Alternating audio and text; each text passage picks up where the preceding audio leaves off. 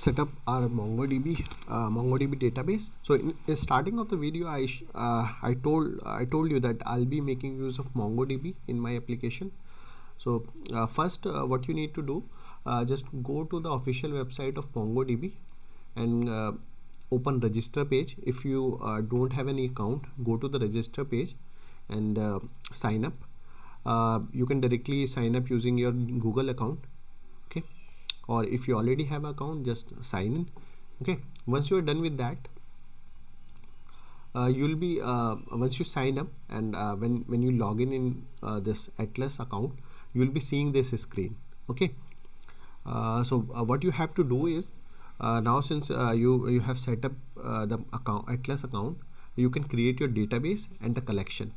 Okay, so here as you can see, there is in database side, we on this card we have the option we can add data. So since we don't have any database created yet, just so we need to create that first. Okay, just click on this add data option, and after that you'll be seeing these three options, and it will ask you create database on Atlas or via application or via Mongo shell. So we can create a database directly through this Atlas website. Just click on the start button. Okay, and now here you can enter the name of your database or and the name of the collection which you want to create. Okay, so for now you can name your database whatever you want. So I will name it same as my app name. So since my app name is next app, just you can name it whatever suits you. Okay, and the collection, so I'll be interacting with the user first. So let's create a user collection. Okay, after that just leave the default option as it is and click on the create database button. Okay, so it will take a few seconds to load, and after that you'll see this screen. Okay, here as you can see, we have created one database, next app, and under that database we have one collection named user. So under one database we can create as many collection as we want. So for now we can create only one collection, that is user. Okay, now we need to set up Prisma in our application. So we will be making use of Prisma. Prisma is basically used to interact with the database. So we can write query in our app, and Prisma will be used to run that query on the database server. Okay, and we can make use of Prisma for fetching the data from the server as well. Okay, it's very easy to use in your application.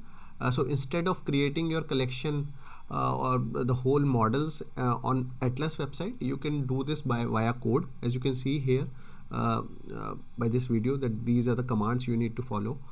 You can create the model directly in your application and push those and you can push those changes on the server on a click of a command. Okay, so let's get started. You'll be able to understand it much faster by that way. Okay, just click on the quick start guide. So click on this add Prisma to an existing project link. Since we are integrating this Prisma in our existing project, we are not creating a new project from scratch for Prisma only. Okay, after that, once you're done with that, just run this command in your application. So it will install the Prisma, okay, in your app. Okay, just go to your app and run this command. Now Prisma is installed. You can check your package.json file. Here you'll find Prisma installed. This is the 5.7.1 version installed. Okay, now we can run the Prisma command to check what are the available commands we have for Prisma. Just type npx prisma, and it will give you all the commands we can use to generate our schema or the configurations, or how we can push or pull the changes from the server to the server. Okay, so as you can see, it gives you the commands back.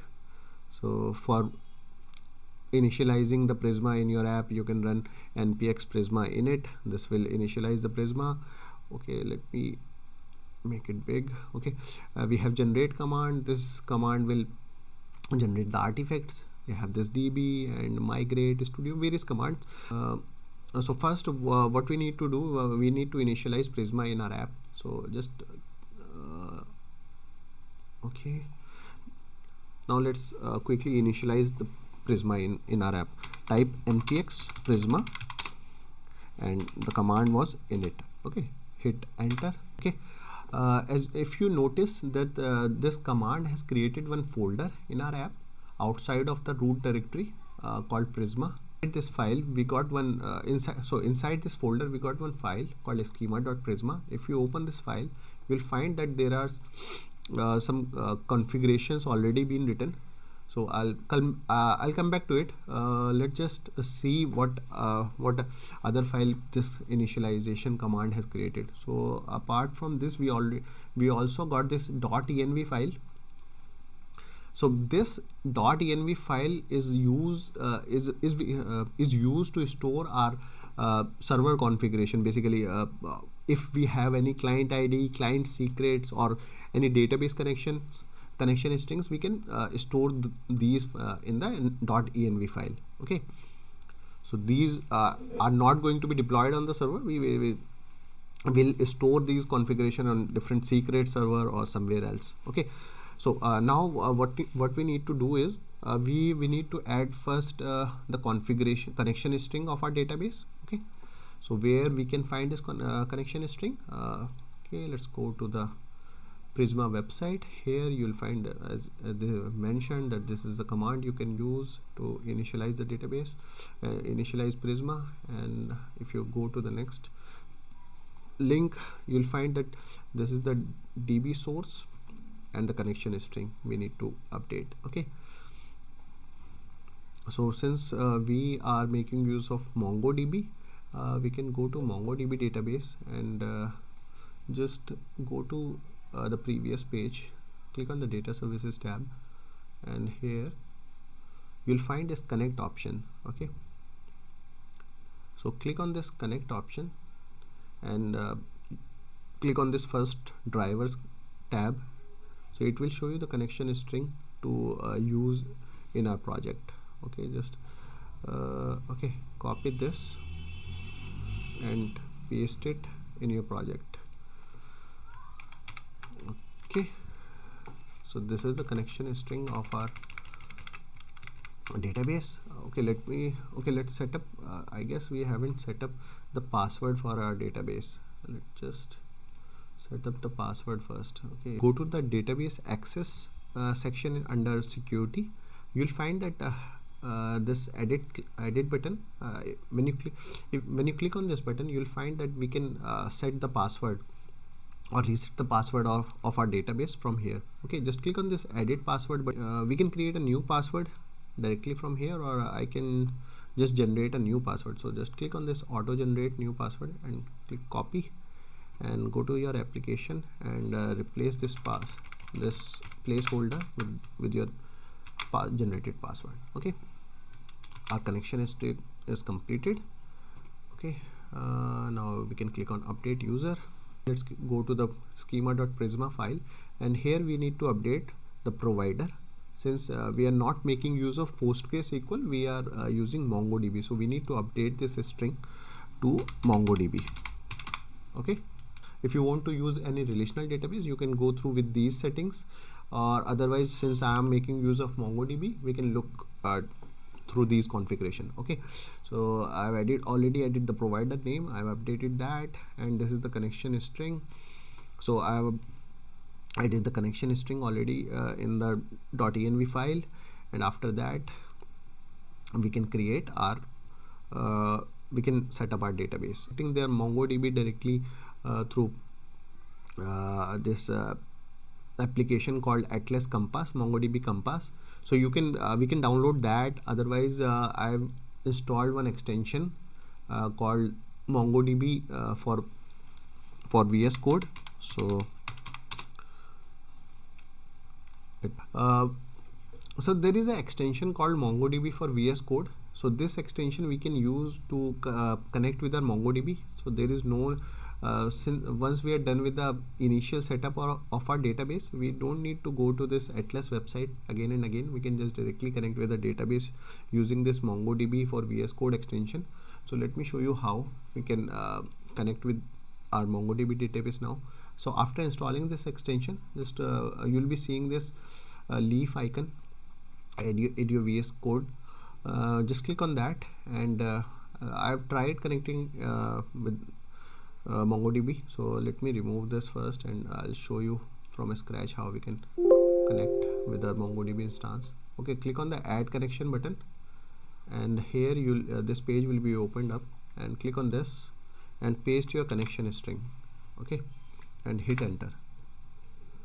Okay, so after that, as you can see, our database, we are connected with our database, and if you open this, this is the database we created, and under that we created one collection called user. Okay, so it's empty, we haven't defined any schema for our user collection.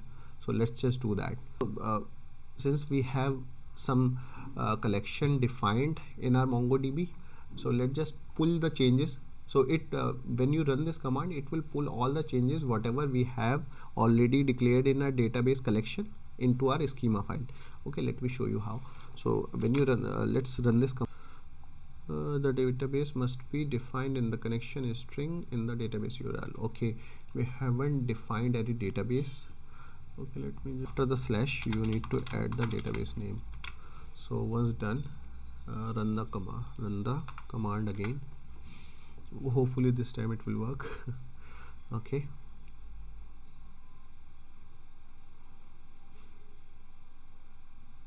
as you can see, it is introspecting. Okay, yep, it has pulled the user collection into the schema file. Okay, so this is, I wanted to show you how we can pull the changes from the server to the configuration to the schema file, and we can do the vice versa as well. We can all together, we cannot, we don't have to create the collection in the database first. We can create the schema here in the schema.prisma file and push those changes into the server. So those will also work. So let me show you how we can do that. So since in MongoDB we need to have one ID column defined, and that this is the primary requirement of creating a collection, that it need to have one ID column. Okay, so that's why it all automatically generated here in the schema file. Okay, after that, for our user, the second field we want to have is name, and that name field is going to be of type string. Okay, and third we can define email. So and that also is going to be of type string, and as it is being shown that we can also add the constraints. We can define our constraints with the in this schema file with each field we add. So with email field, we are saying that this email field is going to be unique, so we are putting a unique constraint on this field. Okay, I guess we should be good. So this is the overall schema of our user collection for now. Probably later on we'll add more fields. Okay, let me let me just run the npx command again. Npx prisma db push, since this time we want to push our db schema changes to the database. So the command has been run, and now we can go to this MongoDB cluster and click on refresh. So since we do not have anything any data inside it, see the document. So since we are good with creating our schema for our user document, user collection, now let's see what other configuration we need to do. Okay, so click on this install Prisma client option. Okay, now it shows that to get started with Prisma client, you need to have Prisma client. So this Prisma client will be used to make a connection with database, and basically this will call the instance of this Prisma client and write our query, and this will run our query on the server. Okay, let's copy this command and run in our project. Okay, click this. Now our Prisma client is installed. If you check the package.json, you'll find that Prisma client has been installed. Okay, now let's get back to the document, and here we'll find what we need to do. So now we need to create a file called file for creating our Prisma client. Okay, so this is the code we need to copy, and inside this folder, Prisma folder, we can create one file called client. Okay, so this so this code will be used to create a connection using Prisma client. Okay, now create a file called client.ts. I was working with MongoDB in our Next.js app using Prisma. So I found that there are some best practices they have mentioned for instantiating the Prisma client in Next.js app. So here, paste the code, copy it from there. Okay. Okay, we are good with this file. We don't need to go deep into this configuration. It's just that it's creating an instance of this Prisma client so that we can create a connection with the database. Think it like that. Okay, after that, okay, now you are good to make use of this Prisma client and query with your database. Now let's since we are done with our Prisma client setup, now let's just use this Prisma client and connect with the database and save some records and fetch save some data into the database. Okay, since we have created the API endpoints for our users, right? So now let's instead of returning the hard-coded response only from the post endpoint, let's just save whatever data comes in the request body. After validating it, save in the MongoDB database. Okay, first we need to import Prisma from this Prisma client class. Okay, so we are exporting this Prisma from here. Okay, after that, once we are done importing this Prisma from our Prisma client, we can just, if you look at this Prisma object, you'll find that there are certain all the models which you will create in your schema file, schema.prisma file, you'll find it here. So since we have only created our user collection, so we'll get this users object here. So we can type user and we can select this create method. Since we want to insert the data into the database, we can make use of this create method. Otherwise we have many other methods as well. Like with this create, we will only be able to create one record. With create many, you'll be able to create insert many records at once. With delete, obviously we can delete the record. With delete many, we can delete multiple records. We can get the records by using this find first or throw. Okay, and so on. Use this create method, and inside this create method, you need to pass the data. Okay, and this data we can pass whatever data is coming in the body, or okay, so it is a good practice to, instead of directly passing the body here into the data, we can pass all the parameters one by one. So it's that way we are sure that we are not sending unnecessary parameters. Okay, so for now we have only name parameter which we are reading from body, and I guess we also added email, and that also coming from body. Okay, and and if you look at this create method, it returns a promise. Okay, so we need to await it.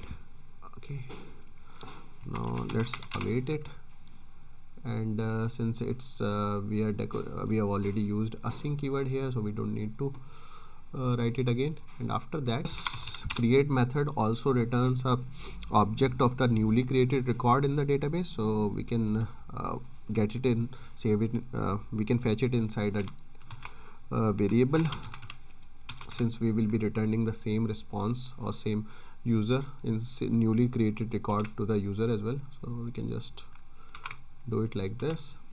Okay, now let's test this endpoint. Okay, let me update one field, one other thing. Okay, since we created one schema. Yep, here in our schema, we have only mentioned the name field. So since we have also added another email field, so let's put some validation on this email field as well. So this is also going to be of type string, and this is of type email, so it will automatically validate whether this is a valid email or not. Okay, so this is the benefit of using this Zord library. So we don't have to explicitly manage or explicitly check whether this is a valid data or not. So okay, it is doing on our behalf. Okay, so we don't need to pass ID inside it, since we have added a constraint in our MongoDB database that ID will be automatically generated. So we only need to pass the other fields which we are validating in the schema. Okay, so let's just pass this name as empty, and we and not pass email at all. Let's see what we will get. Okay, it's sending. Okay, so here we are getting errors. Okay, so the string must contain at least 3 characters, and this is for name field and invalid type. Then we are also getting error for email. Okay, now let's just say we are going to create one test user. Let's say I want to create username John Doe, and his email is going to be John Doe at gmail.com. Okay, now let's try.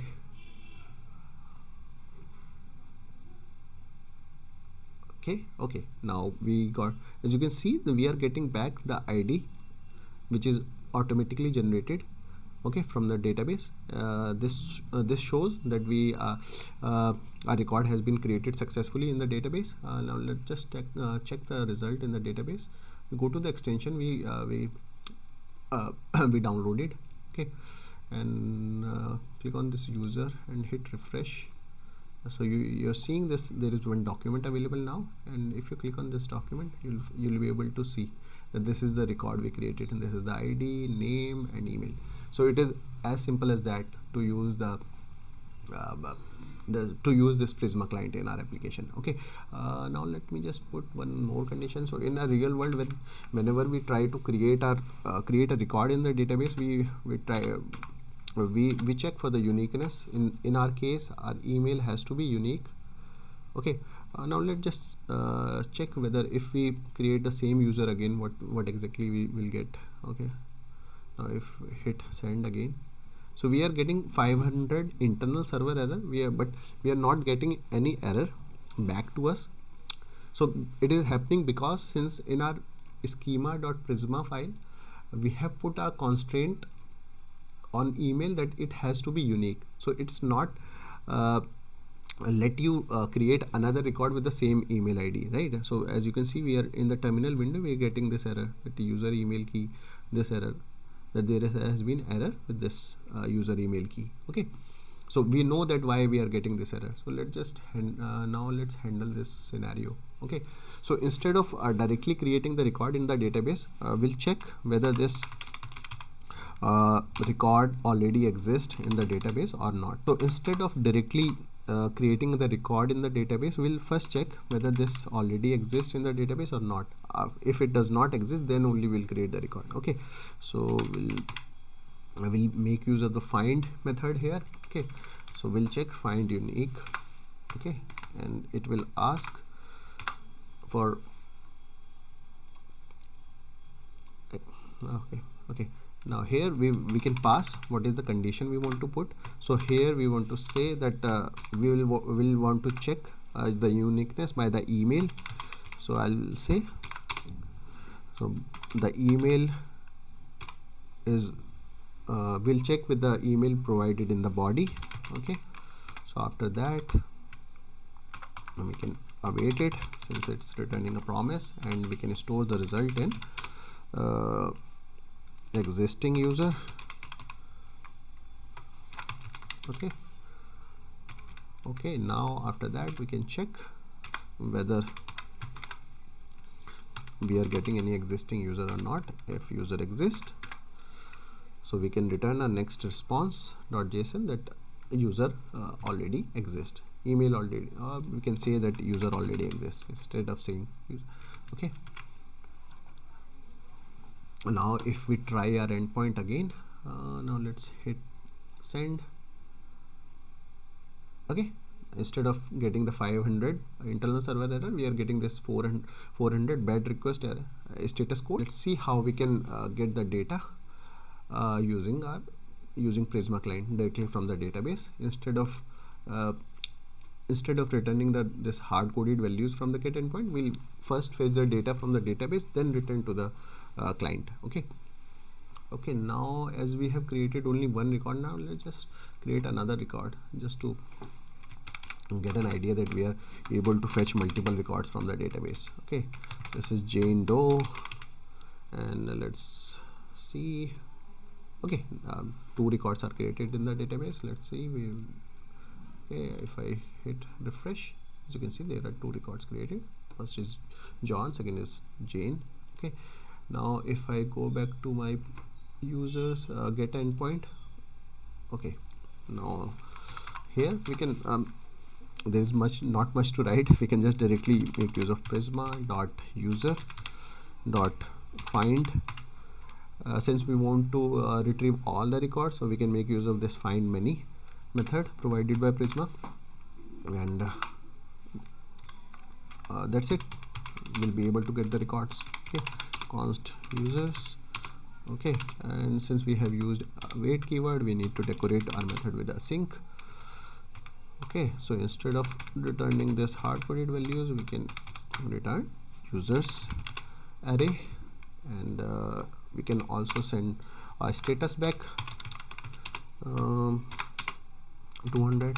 Okay, now if we check our endpoint through Postman, we'll be able to see these records returned. Okay, so this is the get endpoint, and if we click send, we should be seeing the result. Yep, here status is 200. Now we are getting 2 records out of it, John and Jane. Okay, now let's see how we can get a particular record using ID. Okay, so here in get by ID endpoint, we are returning a hard-coded value. Now let's import Prisma. Okay, and slash Prisma client. Okay, after that we can just directly call Prisma. Okay, now we have this email property as well. Okay, this is of type string. Let's edit. Okay, right await. After that, Prisma dot user dot, since we only want a single record, and that also needs to be fetched using the ID of this particular record, so we can make use of this find unique method. Okay, and here we can pass our ID as a parameter in where clause. Okay, where ID is params.param.id. Okay, so we should be good now.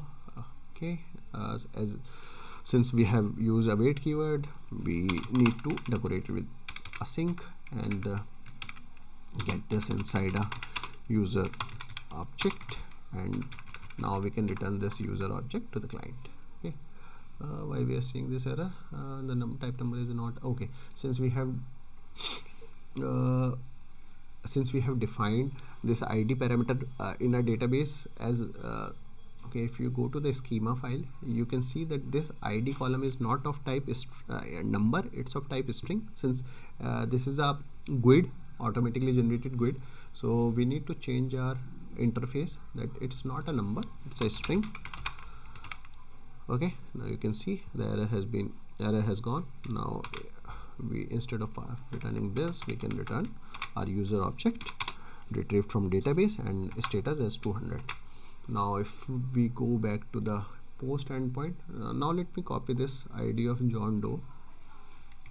Okay, now if we go to this get endpoint, so instead of passing this 10 as a route parameter, I'll pass the GUID of a particular user to the get by ID endpoint and click on send button. I should be able to retrieve the data record from the database. Yep, as you can see, we got the John Doe record from the database. So just a minor thing, I forgot to add the find unique check inside our get endpoint like we did in the post endpoint. Let me copy this code. So since if the user pass a invalid ID, we need to return error message to user that this user does not exist. Okay, so okay, now let me do that here. If we do not get any user return from the Prisma client, we can just simply say that return error message next response dot JSON, and it will say that user not found, and status code would be 404. Okay, now if I pass invalid GUID, just add anything and hit send, we'll get an error message. Okay, we are not getting any error message. What? Okay, since it's not a valid GUID, so that's why we are seeing this. Let me just undo. Okay, so now let's pass one invalid GUID. So not invalid, the GUID which does not exist on server. So I'll just replace the key B with an E and hit send. Yep, as you can see, we are getting this error, user not found error. Okay, now let's implement the Prisma connection with our put and delete methods. Okay, okay, so once now let's update this particular record using Prisma. Okay, so again, first we will verify whether the passed ID in the route parameter exists in the database record or not. If it exists, then we'll update the record, otherwise we'll throw an error to the user that the user does not exist. Okay, const user equal to await Prisma dot user, and we'll be making use of find unique method, since we need to find a user by ID. Okay, and after that we can simply return if the user does not exist. We can simply say that return next response user not found. Okay, otherwise we can update our user. Okay, updated user. Okay, so we'll write Prisma dot user dot. So for updating a record in the database, we got this update method by Prisma, so we can make use of this. So this update method will expect you to pass two things into the method parameters. Like first we need to pass a parameter by which we want to update the record, and second the body of the whole result set. Okay, so I can pass where ID is params dot id. Okay, and we need to pass data. Okay, let me close this first. Okay, we can, and after that we need to pass data, and which will be, we are saving three things. We can let user update three things: name, email, only two things. We don't have any other field other than that. Okay, so name will be body dot name, and then we have email, body dot email. Okay, after that we can just simply return this updated user object to the client in the response. And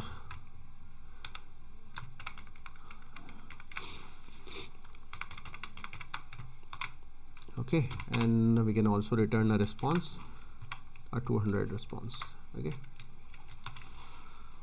now let's check this out, and let me copy this ID from here. It was a B. Let me copy this user ID and paste it in put endpoint, and now let's update this John Doe to test user, and we'll update the email ID as well for this particular user. So instead of johndoe@gmail.com, we'll say testuser@gmail.com. now if we hit send, we should be seeing the response back. Okay, now if I go back to the database, I should be seeing the those two records only, not the John Doe one. Okay, this is the Jane Doe, and if you go to this John Doe becomes test user and testuser@gmail.com. the email ID of the test user. Okay, now let's only the delete method is left. Now let's go back to delete method, and here we can simply call this await. So first we need to verify whether the user exists or not. So instead of writing little now, let me just copy this. Okay, so this is the same thing we need to check here. So whatever ID has been passed in the parameter, we'll first check whether this user exists or not. Let me decorate with the sync keyword. So if it does not exist, we'll return an error. So the user not found. And if it exists, then we'll simply delete the user. So I will write await Prisma dot user, and we have delete method, and in that delete method we need to pass what is the parameter by which we want to delete our user. Okay, so I would say this the ID. Okay, so after that we can simply return that user has been deleted. Okay, now let me check this particular user. Okay, copy the ID of this test user and paste it in the delete endpoint. Okay, and hit send. Yep, the record has been deleted. If I go back to our database, I should not be seeing 2 records. Instead of 2, we'll only have 1 now. So let me refresh the document. As you can see, only Jane Doe record exists in the database. John Doe or test user has been deleted.